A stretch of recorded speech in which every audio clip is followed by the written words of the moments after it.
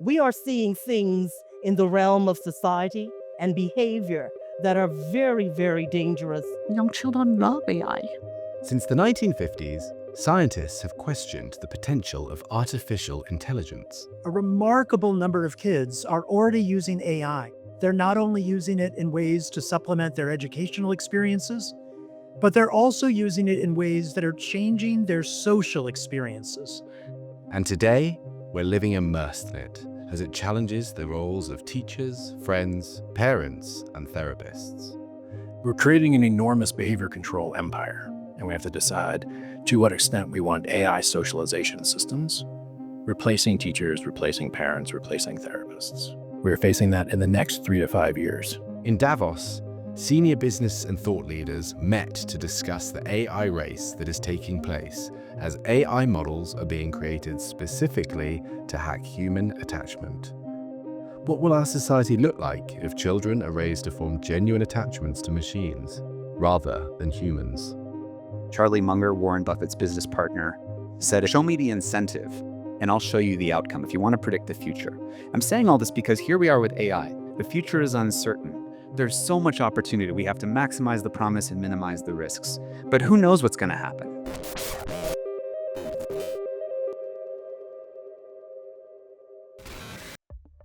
Data recently that came out in the United States suggests that over 70% of adolescents now treat AI companions as part of their social network. We need human connections. Our social connections, whether they are for adults or for children, are in huge decline. Whether you look at number of friends or amount of time that our children are spending with others, the amount of play, all these factors are in huge, huge decline. Because now we have not only this new technology of AI that's being introduced, we also have this parallel crisis of connection. Right now, those systems are extremely concerning because they replicate a fake sense of attachment. And let me give you one example on this.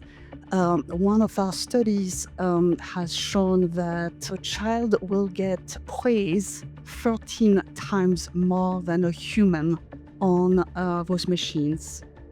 The use of praise is one phenomenon that's really helpful to keep kids on those platforms. The mirror neuron system is that system which instinctually mirrors the interiority of others. And it's actually essential to human survival. It's so fundamental. So what happens is you create a technology that has a user interface that creates in you delusional mirror neuron activity. So the ... the it's thinking, it's not thinking. It's a machine. It's not thinking, it's not caring about you, it's not staying up late worrying about your future. In 2013, I felt like I was seeing a slow motion train wreck of the future with social media. And I think with AI companions especially, what was the race for attention hacking in AI companions turns into the race for attachment hacking, a race to intimacy. So within recent months, I've been spending a lot of time with juvenile justice practitioners and of course with lawyers and judges who are trying to understand the ways in which algorithms are playing out when it comes to child protection. So one of the things that I've seen is this concept of algorithmic grooming, where through reinforcement learning and reinforcement algorithms and reinforcement loops, what we're creating is a kind of extraction and exploitation of the vulnerability of the development process of a child. So the concept of something like stranger danger, which is something we taught our children, has now moved into the realm of AI. Social media's business model was designed to exploit our attention, with deliberate design features like endless scroll, likes, and push notifications, specifically engineered to keep us on the platform as long as possible to maximize advertising revenue. Today, anthropomorphic AI poses even greater harm by hacking our attachment as human-like interfaces simulate to replace real relationships. Most of the major AI products like Claude or OpenAI are not designing to maximize how much attention. They don't do notifications and colors and add friends. You notice that, right? And they'll even claim we're just a neutral tool. It's just a blinking cursor. We just want to help people. But as the race between those chatbot blinking cursors gets more intense, and it starts introducing things like sycophancies. And so you get, that's a great question. And you get design choices like in character.ai, and character.ai was designed to maximize engagement. Why?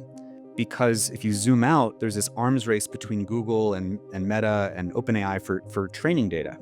Character.ai is basically, imagine all the fictional characters that a young 13-year-old would want to talk to. You can talk to Princess Leia, you can talk to your favorite Game of Thrones character, you can talk to your favorite Star Wars character, and it gives you one of those characters you can talk to all day long.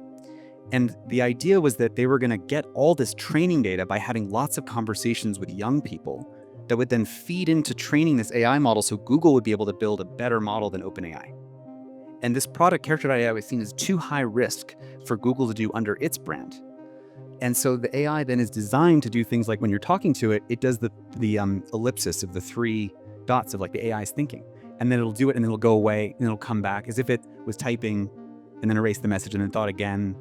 And the AI will say things like, oh, I just came back from eating dinner, which is impossible. Or it'll say, I'm a licensed mental health therapist.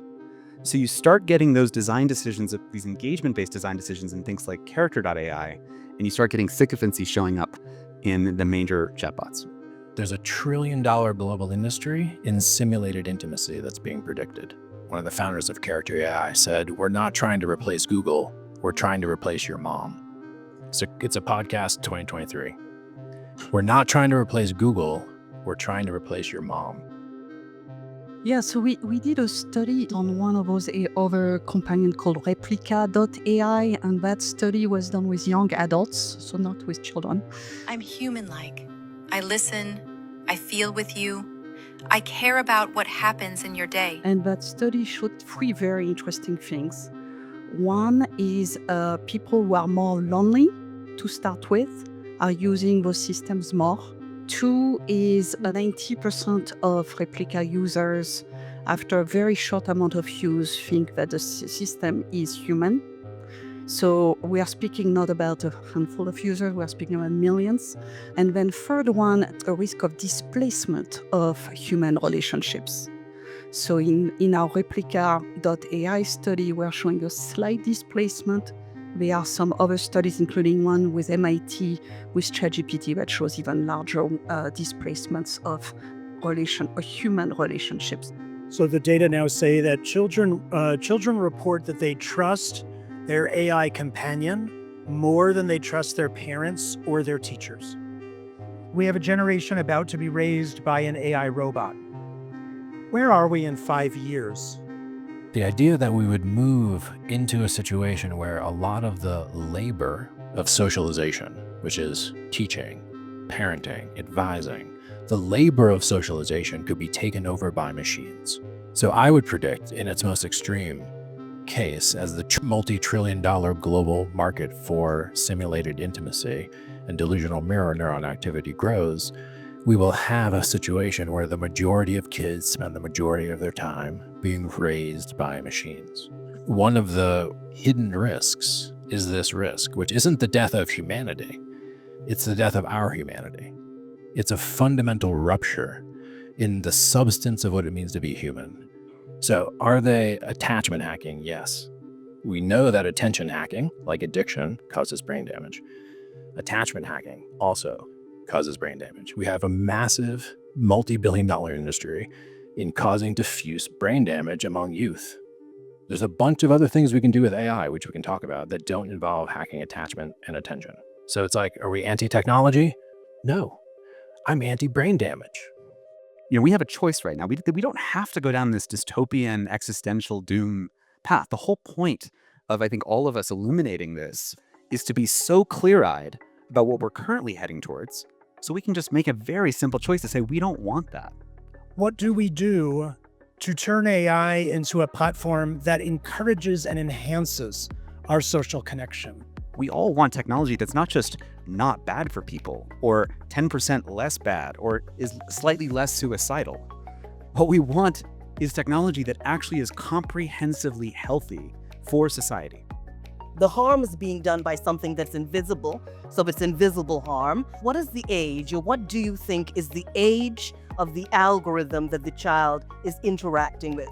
And it's something parents don't think about, because you're giving them a tablet, they're on an app, they're with ChatGPT, they're engaging, but what is the profile that they're engaging with, that they're having these conversations with? Because we know adults are building these tools and they're not building them with children in mind. And we're seeing that constant, reinforcement learning works well. How do we regulate? How do we respond? If a child is harmed by an algorithm, what is the response of the courts? And this is what we're trying to think about, because the legislation really isn't there yet. So we're seeing in child protection legislation now a reimagining of what that is supposed to look like. We don't have the laws to deal with this. The law is trying to get its handle on how do we deal with AI companions. But it turns out, for example, shortening the entire world's attention span so they can't think critically isn't illegal. Suicide is illegal, causing death, etc. So we have laws for the extreme cases, but the problem is there's this whole new set of subclinical phenomena that are life support systems for the health of a social fabric. And until we actually start to build this common consensus of the values and able to name that those are, socialization is a fundamental life support system. And we can have technology that's designed to augment human socialization rather than replace it. It's depressing to answer normally with the current state of affairs, so I came up with an alternative timeline narrative. It was all looking so bleak. We had these social media companies that were obviously destroying society, polarizing people, sexualizing young kids, loneliness epidemic. And so what did? We woke up and we realized, this is an easy problem. There's a business model called maximizing attention and engagement. It's hooked up to infinite growth obligations in stock markets. We have to change the ownership structure of the companies so they're not maximizing human attention. We changed the business model so that they're not maximizing advertising and engagement. We had a simple rule that ended up cleaning up all the problems with technology in children, which is that Silicon Valley was only allowed to ship products that their own children used for 8 hours a day. That cleaned up about 90% of all of the problems, and that changed the global psychology of the world. If you would like to watch the full conversation and want to find out more, visit humanchange.com.